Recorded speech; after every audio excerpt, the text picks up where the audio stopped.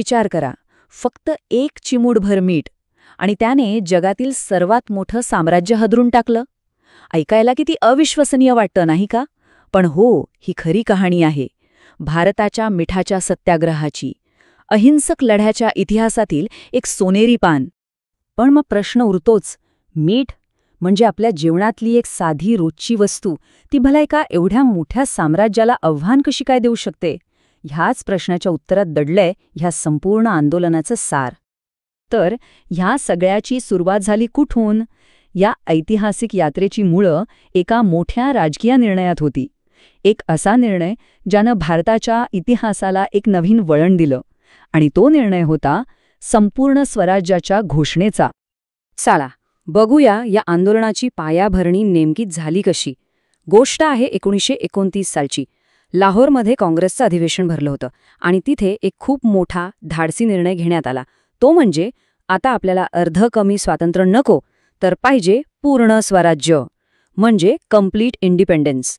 मग या ध्येयाला लोकांपर्यंत पोहोचवण्यासाठी 26 जानेवारी 1930 हा दिवस देशभरात स्वातंत्र्य दिन म्हणून साजरा करण्यात आला. आणि लोकांमध्ये एक नवी ऊर्जा, एक नवा जोश संचारला. आता ह्या ऊर्जेला योग्य दिशा द्यायची होती.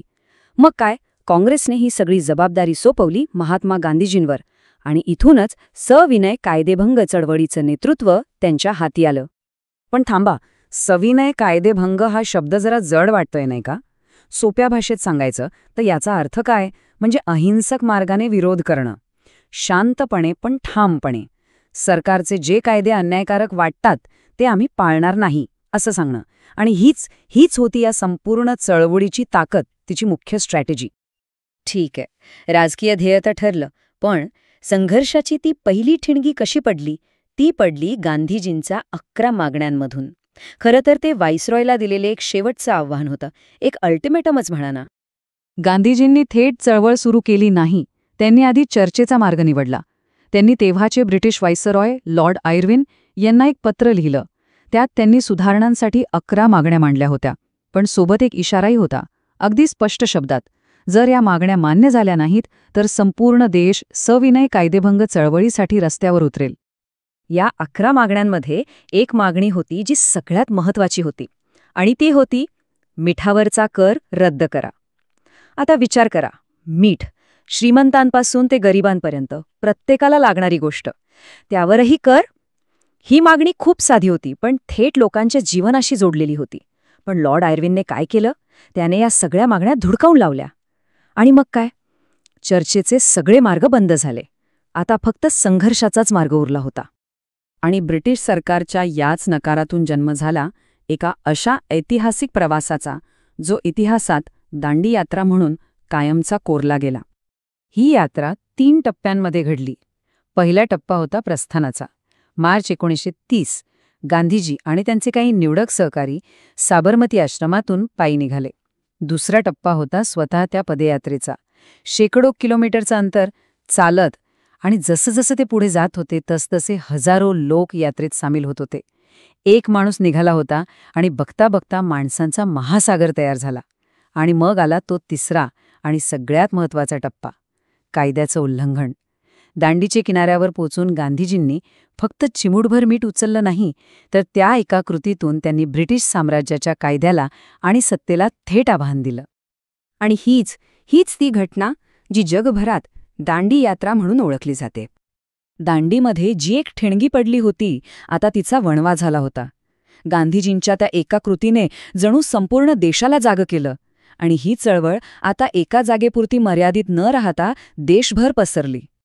गांधीजींनी मीठ उचलून जणू काही हेच सांगितलं की बघा, या चिमूटभर मिठाने मी तुमच्या बलाढ्य साम्राज्याचा पाया हादरवून टाकत आहे.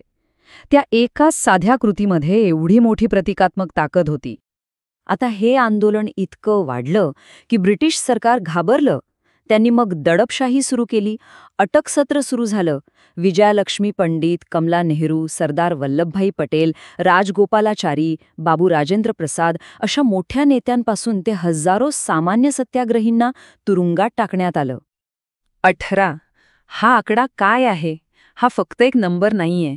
हे वय होतं कर्नाटकातून आलेल्या एका तरुणाचं, मेलर महादेवप्पा, जो या ऐतिहासिक दांडी यात्रेत सामील झाला होता. यावरूनच कळतं की या आंदोलनाने तरुणांना किती आकर्षित केलं होतं. आणि या आंदोलनाचं खरं यश हेच होतं की ते फक्त गांधीजींपुरतं किंवा दांडीपुरतं मर्यादित राहिलं नाही. ते लोकांचं आंदोलन बनलं. जसं की आपण इथं पाहू शकतो, कर्नाटकातल्या अंकोलामध्ये तिथल्या स्थानिक नेत्यांनी पुढाकार घेतला. आर. दिवाकर, गंगाधर देशपांडे यांसारख्या नेत्यांनी स्वतः मीठ बनवून कायदा मोडला. आणि हे चित्र देशभरातल्या अनेक ठिकाणी होतं. यातूनच या चळवळीची खरी देशव्यापी ताकद दिसून येते. मिठाने त्या काळात देशाला एकत्र आणण्याचं काम केलं. पण जरा विचार करूया, आजच्या काळात अशी कोणती रोजच्या वापरातली साधी गोष्ट असू शकते जी संपूर्ण देशाला एका चांगल्या ध्येयासाठी एकत्र आणू शकेल? या प्रश्नाचं उत्तर कदाचित आपल्या आजूबाजूलाच कुठेतरी लपलेलं असेल.